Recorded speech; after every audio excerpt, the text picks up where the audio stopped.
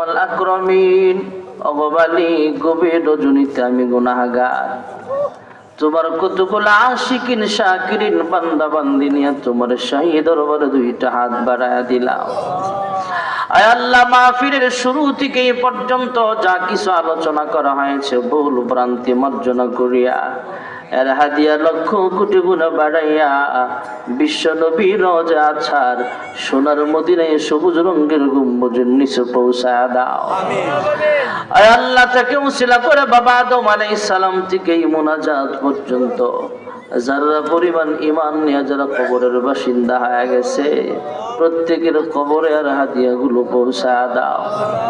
আয় আল্লাহ, খাস করে আমরা যারা হাত বাড়াইলাম জানি না কে জানি মা দুঃখিনে হারাইয়া প্রাণের আব্বা জান হারায়া এতিমের মতো হাত বাড়াইছে গো আল্লাহ।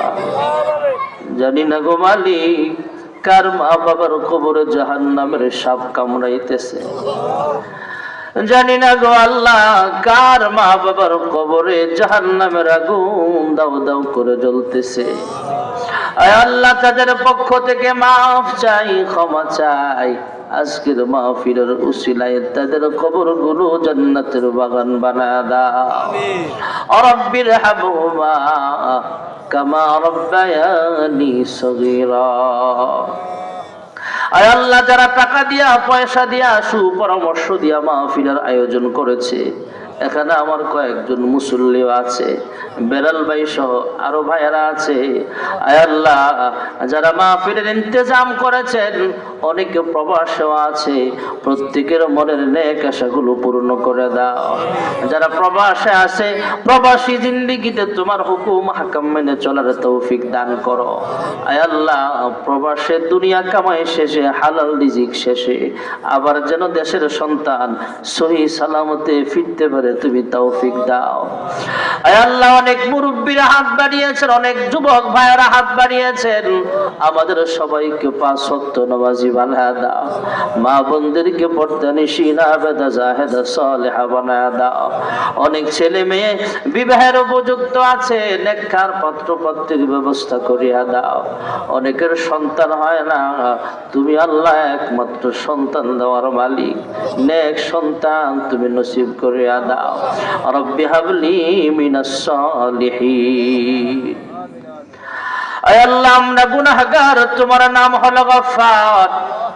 আমার মতো গুনাহগার আসমানের নিচে জমিনের উপরে আরেকজনও নাই। আমার গুনাহের খবর যদি আমার সন্তান জানতো, কোনোদিন আব্বা বলে ডাক দিবে না। আমার গুনাহের সংবাদ যদি আমার স্ত্রী জানে, কখনো আমার সঙ্গে সংসার করত না। আমার গুনাহের খবর যদি ইমাম জানতো, আমাকে মসজিদে ঢুকতে দিত না। আমার গুনাহের খবর যদি কোম্পানিগঞ্জের বাজারের মানুষ জানতো, আমার কাছে কিছুই বিক্রি করত না। আমার গুনাহের খবর যদি রিক্সাওয়ালা জানে, আমাকে রিক্সায় বসতে দিবে না। আয় আল্লাহ, আমাদের গুনাহগুলো যেমন গোপন রেখেছে গো মালিক, গোপনে গোপনে আমাদের সকলের জিন্দেগির সব গুনাহগুলো মাফ করে দাও। আদর রিয়া মানুষ আল্লাহ বানায়া, কেমনে দিবা জাহান্নামে ফেলিয়া। গুনার বোঝা মাথায় লয়া আমরা দেশ বিদেশে ঘুরি, কোন দিন জানি আজরাইলের হাতে ধরা পড়ি। কবরেরই আযাব যদি মানুষ দেখিত, ঘর বাড়ি ছাড়িয়া রে পাগল হইতো। তুমি ছাড়া কারি কাছে আমরা করি বড় দান, তুমি বিনে কে বুঝিবে মনেরই বেদন। তুমি যদি মাফ না করো আল্লাহ বান্দারে,